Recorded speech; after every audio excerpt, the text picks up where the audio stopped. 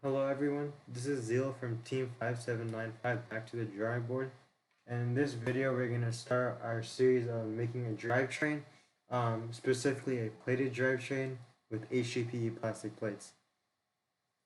So the first step we want to do and what we're going to cover in this video specifically is we're going to design our outer side plate.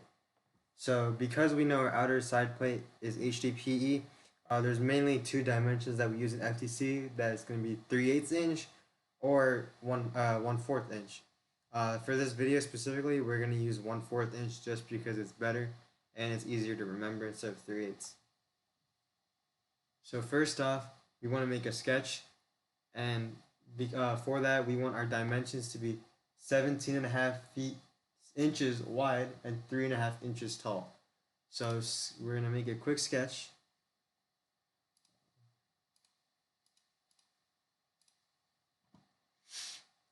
Okay. Now, I'm just going to make this easy and do a center rectangle. And I'm just going to say this in advance. This is in millimeters. And because, wait, we could check actually. So one way of checking is, I have to get out of this. Okay. So we'll check before in case, because everyone has a different thing. And like you can, okay, we're in inches right here. I like using mmks right here, millimeters, kilograms, and seconds, but you could do whatever you want. Actually, for the time being, we're gonna use inches, just so it's easier for us. And so we're gonna edit right here, and like I said, we want 17.5 inches in length, and we want 3.5 inches in height. So now, now you can see we have our plate like this, or the base plate. So now we're going to click OK, and we want to go ahead and extrude this. And like I said, this would be 1/4 inch, which is also 0.25. So this is our plate. And just to make sure, if you want to make sure that your lengths and everything are perfect, you just click right here, summary, and we want to measure the length of this, and right, it's hard to see, right here it says it's 17.5 inches, so we are fine there. Now we have a few other parts we want to use, so let me get this into standard view, standard orientation. Actually, for the purpose, we'll make it front orientation so it's easier to see. So we have a few extra parts we have, so I'm going to open up this one right here, rect shaft. So this rect shaft is actually going to connect the outer side plate and the inner side plates together. We're going to be doing the inner side plate later, but however, we can measure this diameter so we have an idea of how big we need our hole to be, and a screw will go through there. So right there, we have the diameter is 4 millimeters.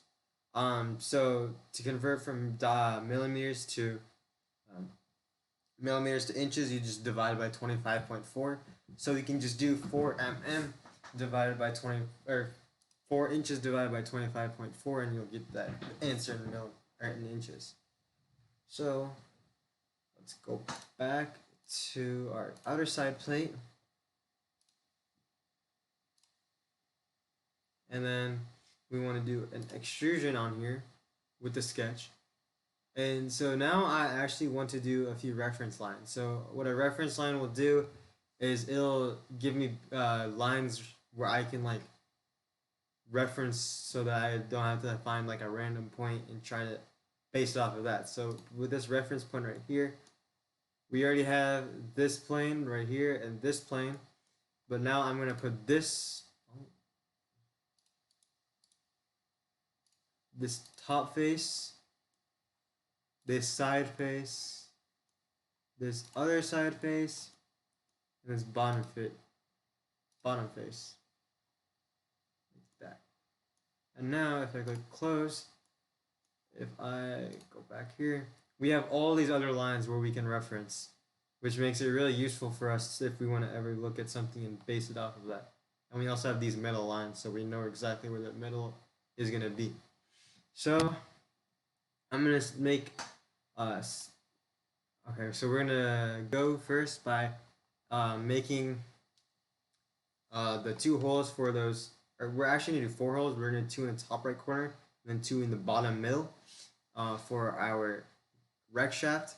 So because we know it's 4 centimeters, we're gonna make a circle right here and we're gonna move it out a little bit, right? And so this distance right here, we can make it about 0.25 inches, that's fine. And we wanna make it the same on both sides, so 0.25 inches. And then this radius right here is gonna be 4 divided by 25.4, so we can get 4 millimeters to inches. And that equates to about 0.157 inches. Now, we want to do the same thing on this other side. Same thing, make a circle.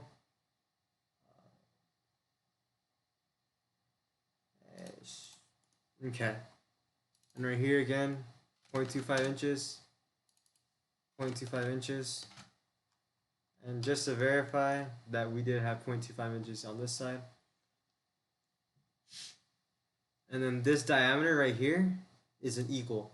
So essentially what it is if you change this, or on the left side this diameter, you'll change that other diameter. So say I want this to be 0.25, it'll become that big, and so now this one's that big too. So pretty much you could have the same feature where you change one and you change all of them. So I'm gonna move this back to what our size is of 0.16. And then now we want to make our bottom too. So I'm going to go off of this middle line right here, and I'm going to move it away from the... Okay, so I'm making a circle and I'll base it off of that, but we have this circle right here. And this is always something really useful where you can do is use a circle and then you can go the same distance from each side.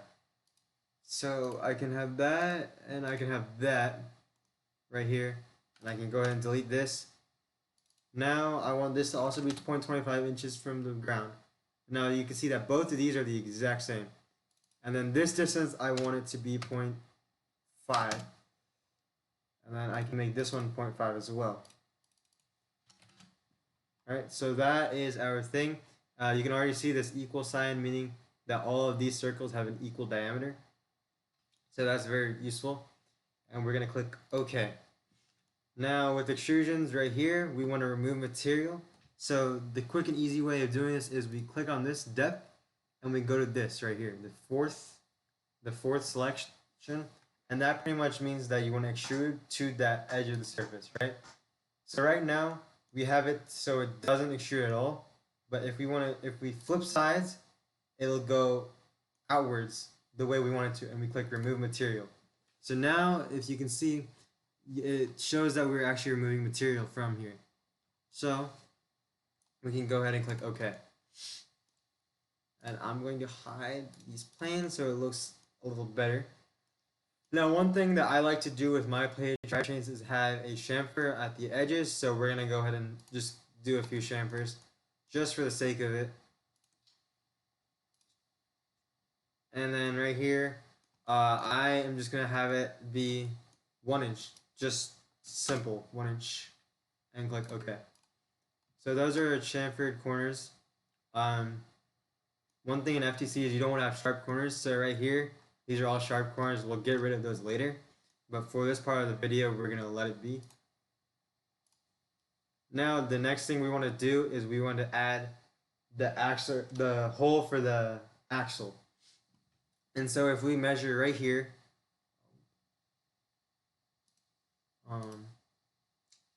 let's open next video.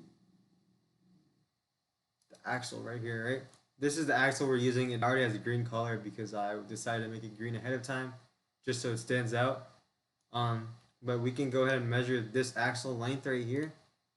And once we measure the diameter is 6 millimeters. So for that part, we're going to know that we are holding a 6 millimeter axle. And what we can do is we go to GoBuild's website and we want a specific part. Specifically, we want a 6 millimeter axle holder, or so we could just go to structure and find motion. My bad.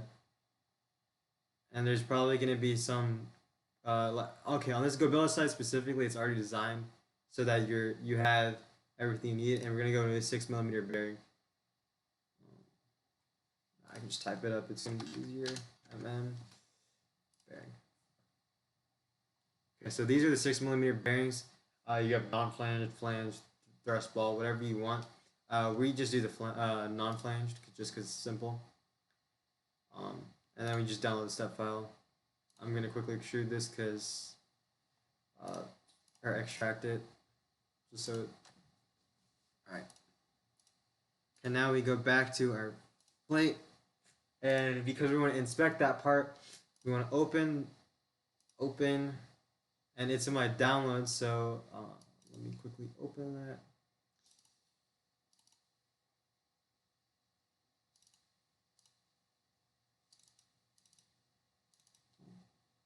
And it's good because it says it's a step file. You want to go to all parts, and I'm just opening this up for the time being. It'll load. Okay, there you go. So this is our bearing right here, and so the part of this bearing is, you measure, no, just measure 16 millimeters, right? So our hole is going to be 16 millimeters wide. So back on, we're going to make a second extrusion on here, extrude, and this time we're going to make two 16 millimeter holes. I'm just going to put them somewhere just because I want to.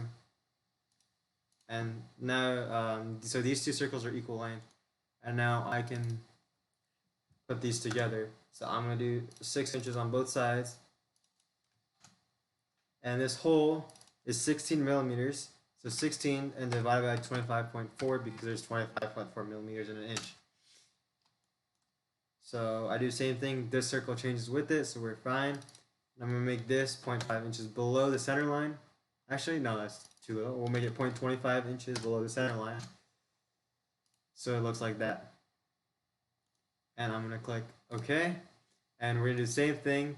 We're going to go to the surface, switch sides, and remove material. And now we have our hole for our bearing. And just like that, we have an outer plate done. That'll be it for this part of the video. We'll do another video for the inner plate, and we'll continue assembling the drivetrain from there.